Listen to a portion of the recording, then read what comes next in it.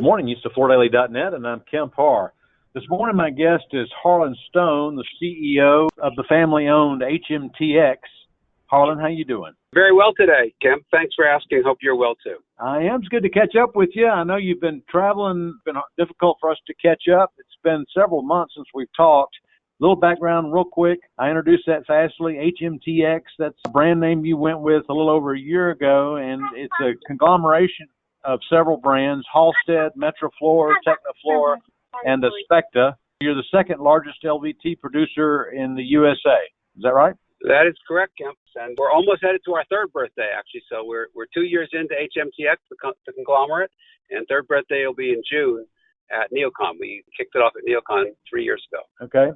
Well, let's catch up. Let's talk about the LVT business comparing 21 to 20. Tell us how much the market grew from your perspective last year. Well, we think the market grew a little slower in 21, Kemp, based on so much material stuck in transit.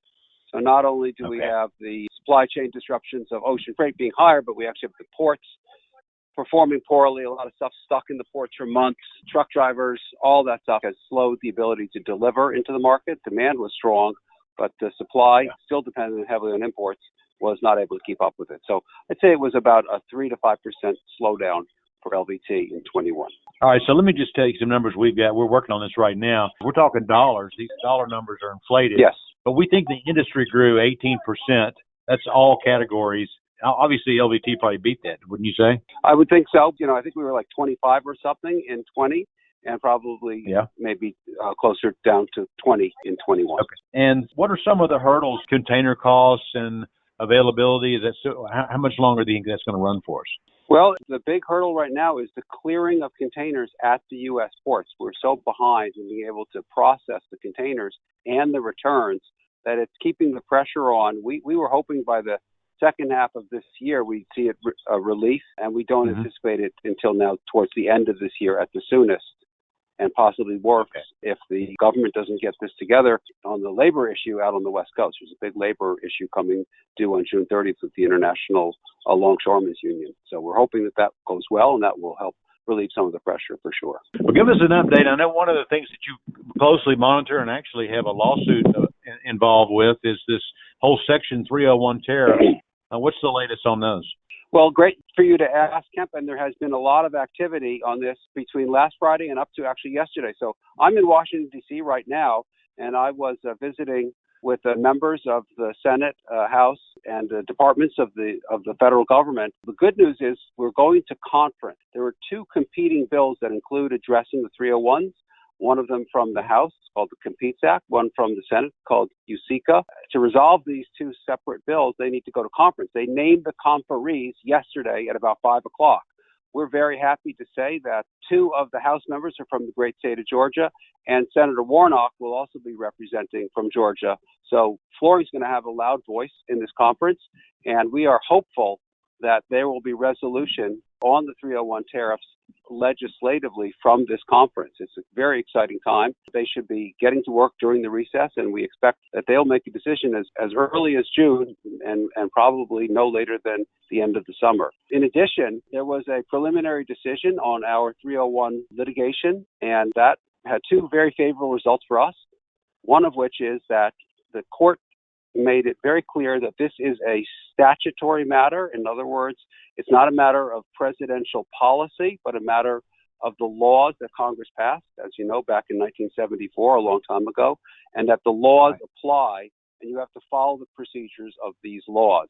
The second decision they made in our favor was that they failed to follow those procedures and have been told to go back and do it again and give an answer to the court by June 30th. So that's on USTR, and we wish them good luck to follow the law this time and be more prescriptive in the manner in which they execute their policies. All of this is favorable, and the combination of the two should produce something interesting. Our hope, of course, is for exclusions to be reinstated. It could be greater than that, it could be less, but we think that the middle road would be the reinstating of exclusions, and that would be an amazing result for our industry and really drive the availability and price competitiveness of LVT once again. All right, this is big news. Two questions about that. One, obviously, is you hope that the 25% tariff that's in play right now is taken away. And secondly, Correct. you also hope that the funds that have been paid in over this period of 2-3 years get paid back to the people who paid the tariff, right? Rebates is unclear. There's different ways they can rebate. They can rebate back to a specific date. They can rebate from the beginning of a certain process. They can rebate back to the first payment date. We have no idea about that, and I really can't comment on it. Of course, right. there'll be some relief, but the real answer is let's go forward. Let's look towards 2022 as the year that the tariffs are mitigated in the United States, and that once again we have not been able to cure the need to import from China in spite of all the domestic investment, myself included. We still are highly reliant. At least 60 to 80% of our LVT needs will be served from imported products. Well, that certainly could change the competitive equation on imports versus domestic. That we need to closely watch that. Let's catch up on a couple other things. I know last time you and I talked, we were talking about your house up on the hill. I think you were talking about that being open by the spring. How's that going? So we are going to open it for an internal event in June, right after NeoCon. That will be its first function, but we decided to postpone our grand opening to the fall out of respect for people's summer travel plans. But the building will be functional before the first day of summer, which is June 31st. So technically, we're going to make our goal of having the building open and operational in the spring, but we will open it in a more grand way around Labor Day. And that will be a great event for us. The building is coming along great. Everything we hoped it would be, it is, and much, much more. Okay. I know you announced last year that you were going to start producing some product in Pennsylvania. Tell me a little bit about that strategy. Yes, so we're in northeastern Pennsylvania, the town of Pittston. It is a suburb right next to Scranton, Pennsylvania, as you know, the birthplace of our current president. And we hope to have a ribbon cutting there right around the 4th of July. So we're very excited about joining the American manufacturing community for LVT. This will be an important step for our company and for our industry. We will be serving some sector of our current marketplace with our existing products.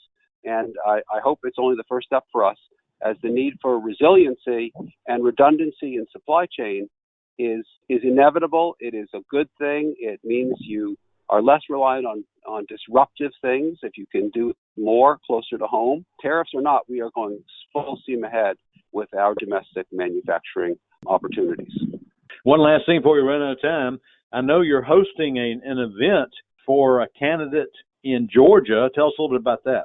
Yes, there's a Republican primary for the 14th District of the House of Representatives, which represents Calhoun, Dalton, and most of the flooring industry. Later this month, a date is still being worked out. We'll be hosting an event for Jennifer Strayhan, who is running to unseat the current representative there. We believe that she will represent the interests of our industry effectively. So we thought it'd be a good thing for us to host that. We're probably going to look for some co-sponsors, but we're going to open it up for people to come and meet the candidate for a very small donation and have a nice lunch with us, and maybe we can make a good competitive race and create the power of democracy, which is competitive races. As you know, in the 14th District, Northwest Georgia, it is a true red territory. Therefore, Republican primary is basically the election. Turnout is usually not very good. So the bigger the turnout, the more Democratic the response will be. So that's Jennifer Strayhan, and she's running against what some people have seen as a little bit of a kook. It's Marjorie Greene. So I think there's a lot of support from the industry for somebody that's a little bit more level-headed. So that should be interesting to watch.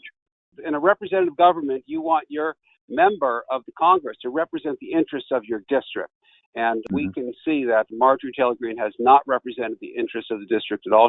Instead, we'd like to see a level-headed. Jennifer is an MBA. She went to Dartmouth College. She's a very bright, articulate young woman. I think she would do an amazing bit of work representing the needs and interests of our flooring community. So we support her with a strong hand and look forward to hosting her. She's a great lady. Yeah, when is that event? Date to be determined, but maybe the last week of the month, like the week of the 22nd, probably right after the RFCI conference, which is in Sea Island, Georgia, and the primary is in third week of May. All right, Harlan. Well, it's great to catch up with you with all this news. Again, been talking to Harlan Stone, the CEO of the family-owned HMTX, and you've been listening to Kemp Harr and FloorDaily.net.